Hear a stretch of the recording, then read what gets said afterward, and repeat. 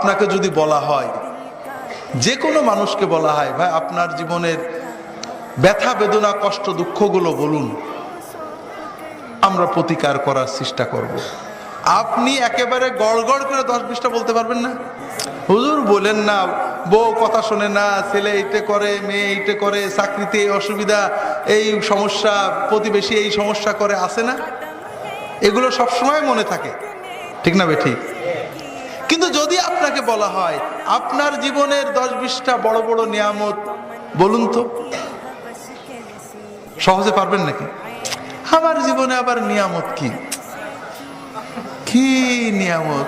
আমার দুঃখে ভরা জীবন। হ্যাঁ হাজরিন, কুতিলাল ইনসানু মা আকফারাহু, মানুষ কত অকৃতজ্ঞ। হাজরিন, না, এটা মুমিনের তবিয়ত হতে পারে না। মুমিন ঠিক এর উল্টো হবে। আপনার জীবনে ব্যথা বেদনা কি? কই না, আলহামদুলিল্লাহ, কি আর ব্যথা বেদনা? আল্লাহ যে নিয়ামত দিয়েছেন, তুই একটা ব্যথা তো কি, আমার তো মনেই নেই। আপনার জীবনের 2-4টা নিয়ামত, আলহামদুলিল্লাহ, আল্লাহ আমার কত নিয়ামত দিয়েছেন।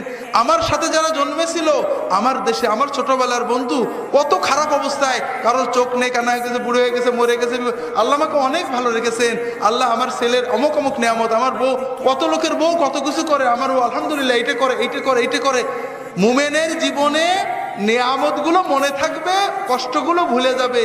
আর এই জন্য সবচেয়ে বড় ঔষধ হলো আলহামদুলিল্লাহ।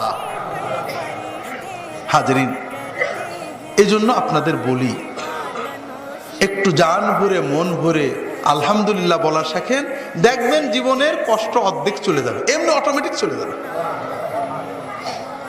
রাসূলুল্লাহ সাল্লাল্লাহু আলাইহি ওয়াসাল্লাম সকাল বেলায় উঠে, বিছানা থেকে উঠেই কি বলতেন? আলহামদুলিল্লাহ আল্লাযী আহয়ানা বা'দামা আমাতানা ওয়া ইলাইহিন নুশুর। আলহামদুলিল্লাহ, আমরা তো মরে গেছিলাম, ঘুমানো মানে কি? মরা না? আল্লাহ আবার জিন্দা করেছেন, আল্লাহর নিয়ামত, আলহামদুলিল্লাহ। দেখেন, আমরা প্রতিদিন ঘুমেরটা উঠছি, এটা তো আল্লাহর নিয়ামত, অনুভব করি নাকি? না, অনুভব করতে হবে ভাই। প্রতিটি নিয়ামত আল্লাহর, প্রতিটি।